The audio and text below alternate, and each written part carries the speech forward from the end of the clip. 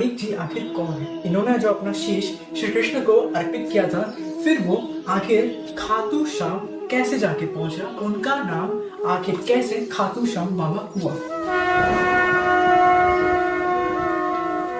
राधे राधे, जय श्री राम, जय बजरंगबली। तो बात महाभारत के युद्ध की है। बड़बड़िक जी की माँ ने उन्हें बचपन से एक ही शिक्षा दी थी कि जो कमजोर है तुम्हें उनका साथ देना है। तो अपनी माता की वही शिक्षा को लेके वो महाभारत के युद्ध की ओर जाने लगा। वो रास्ते में जाते आते हर किसी से बस यही पूछता कि पांडव और कौरव में से कौन सबसे कमजोर है। हर कोई यही कहता कि पांडव कमजोर है। तो उन्होंने ये तय कर लिया कि मैं पांडव की ओर से युद्ध करूंगा। तो जब वो जंगल में ठहरे विश्राम के लिए, एक साधु बाबा आए। साधु बाबा ने आके उनसे कुछ ऐसा मांगा कि वो अचंभित हो गए बड़बड़िक जी, और उन्होंने साधु बाबा को हंसते हंसते वो चीज अर्पित कर दिया। तो हुआ ऐसा कि साधु बाबा ने बड़बड़िक जी से उनका शीश मांग लिया, और बड़बड़िक जी ने अपना शीश हंसते हंसते साधु बाबा को अर्पित कर दिया। तो बात यह है कि वो साधु बाबा कोई और नहीं बल्कि श्री कृष्ण थे। बात ऐसा है कि महाभारत के इस रणभूमि में अगर सबसे ज्यादा कोई शक्तिशाली योद्धा अगर था ना, तो वो सिर्फ और सिर्फ बड़बड़िक जी था।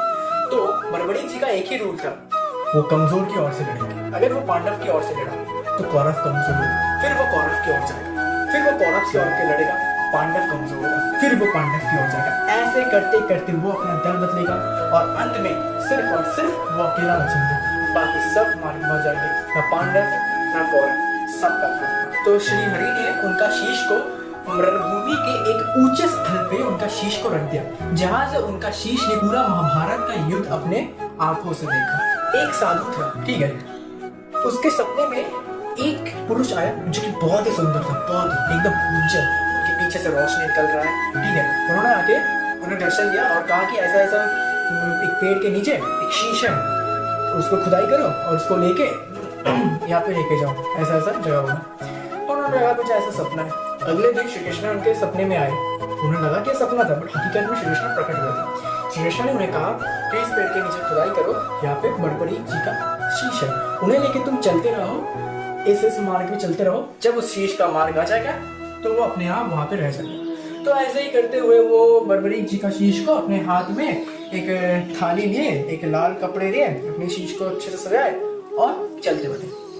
जब जब वो राह से चल रहे थे, हर कोई जो जो देख रहा था वो आके प्रणाम कर रहा था, बस अचंभित हो जा रहा था। मतलब इतना तेज निकल रहा था बड़बड़िक जी के शीश से। तो अब ऐसा हुआ, चलते चलते चलते वो आ पहुंचे खातू में, ठीक है। खातू में आ पहुंचे तो बस वो एक स्टेप आगे नहीं बढ़ पा रहे, शीश इतना भारी हो गया कि वहीं पे उन्हें रखना पड़ा। और उस खातू के वहां पे एक तालाब था जिसका नाम था श्याम तालाब, ठीक है। वहां के राजा ने जब बड़बड़िक जी का शीश देखा तो वो देख के बहुत ही भक्ति और महिमा से लीन हो गए। फिर उन्होंने वहां पे निर्माण किया वो एक मंदिर, जिस मंदिर का नाम हुआ खाटू श्याम मंदिर, जहाँ पे बड़बड़िक जी का शीश का प्रतिमा स्थापित किया, उनका पूजा अर्चना किया। और खाटू श्याम का एक तालाब था जिसको कुंड बना दिया गया है। मैं आपको एक चीज बताऊं, श्री कृष्ण ने उस दिन खाटू श्याम बाबा के इस त्याग को देख के एक बात कह दी थी कि बड़बड़िक, मैंने जिसके भाग्य में जो लिख दिया, सुख लिखा तो सुख, दुख लिखा तो दुख, संसार में कोई ऐसा नहीं जो इस भाग्य को मिटा पाए। पर मैं आज तुझे एक ऐसा वरदान देता हूँ कि जो भी तेरे द्वार में आके अपना माथा टेकेगा, अगर मैंने उसके भाग्य में दुख लिख दिया है, कष्ट लिख दिया है, पीड़ा लिख दिया, मैंने चाहे उसके भविष्य, उसके किस्मत में कुछ भी लिखा, तू बदल के रख देगा। सुख ही सुख होगा, सारे पीड़ा, सारे रोगों से वो मुक्त हो जाएगा, सब कुछ उसका खत्म हो जाएगा। और धीरे धीरे खाटू श्याम बाबा इतने प्रसिद्ध हो गए कि क्या ही बताऊं। अगर आप भी खाटू श्याम बाबा का दर्शन करना चाहते हैं तो चले जाइए राजस्थान, जयपुर। हो सके तो मैं जरूर जाऊंगा, क्योंकि हारेगा सहारा खाटू श्याम बाबा हमारा। जय श्री राम, जय बजरंगबली, राधे राधे।